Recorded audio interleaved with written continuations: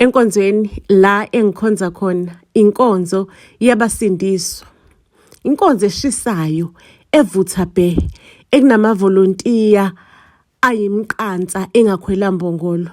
Mase kuthi kanti nezinsizwa zakhona izinsizwa nsi izinto ezimele ivangeli, izinto ezimthandayo ongaphezulu ongabonwayo. Ngicela ukunitshela ukuthi la enkonzweni ke sikhokhelwa uyena ke umfundisi umdlalosi. Shukuthi umfundisi umdlalose ke ilaba abasaphethe lona lelivangeli laqala, hayi lelo kudlala lamanje.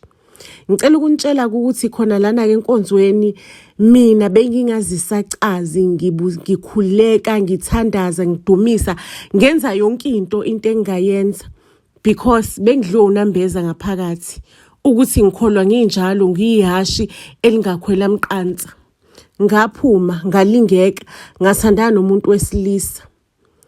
Ngaphinde futhi ngayimbandakanya ezintweni ezenziwa abantu abashadile.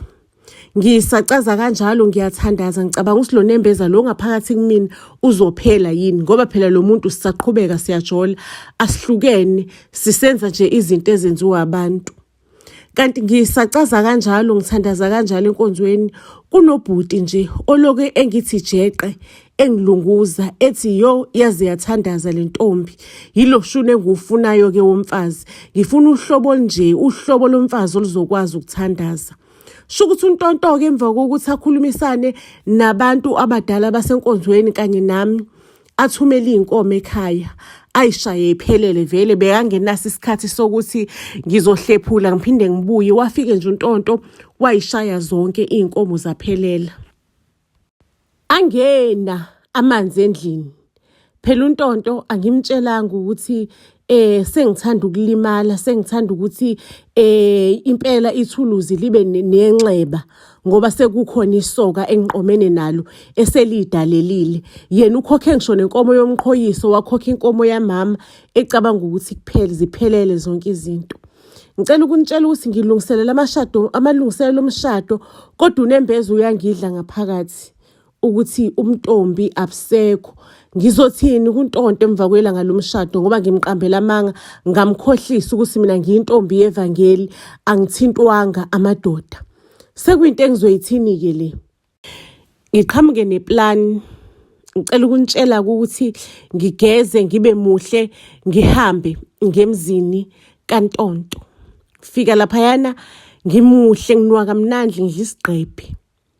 Hayibo untonto athuki engibona ngidla isigqebhe esingaka athi house udadewethu bakithi enkosini incekazi ngabe kwenze njani ngavashelwe incekukazi. Ngithi hayi intonto ungathuki izizathu sokuthi ngikuvashela ukuthi njoba sesilobolene nje bengisafisa ukuthi nje sizohlala kancane sixoxe and sazane kanconywana. Mina kahle lapha esikhwameni sami ngiphethe iphilisi lokuthi umuntu wesilisa nje avukwe yinkanuko eyinzima. Ngitshela ukuthi untonto uzosenzela iphuzo esiphuzweni sakhe ngifake leliphilisi angangiboni. Meke nje wasiphuza uyena ozobe seyidalela esezenzela la kumina.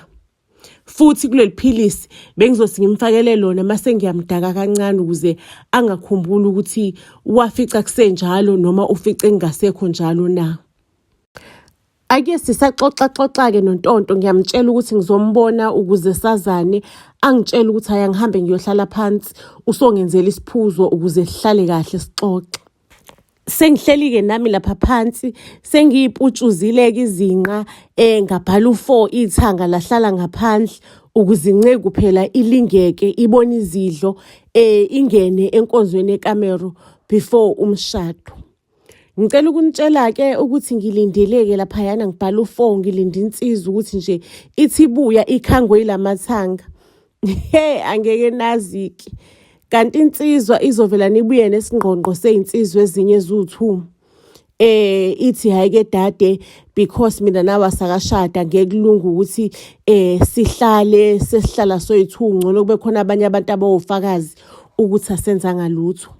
Shukuthi iplan lami labhuntsha kanjalo ngangidiniwe ngistressekile ukuthi okay selibhuntshile ke leli plan sengizokwenza njani sengizoyithini ke le ndaba. Ngizoyithini ngoba nanka amalanga ayasondela, amalanga omshado buzochitheka bugayiwe. Izothini le ndoda engishadayo ingikhokhela inkomo zokuthi umqhoyiso ukhona kanti umqhoyiso awusekho. Ngisastressekile kanjalo ke endlini kuvelane kungene uLajest udiniwe nje uyangibuza, awusho kahle umthetho wakho why ungabamba amafoni ami ungizibelani? uLajest phela ile soka leli engitshontshana nalo, ilona soka leli engiliqomile, and angizange ngamtshela uLajest ukuthi ngiyalotsholwa. Ngilotsholiwe kahle kahle, sengibheke ngasemshadweni.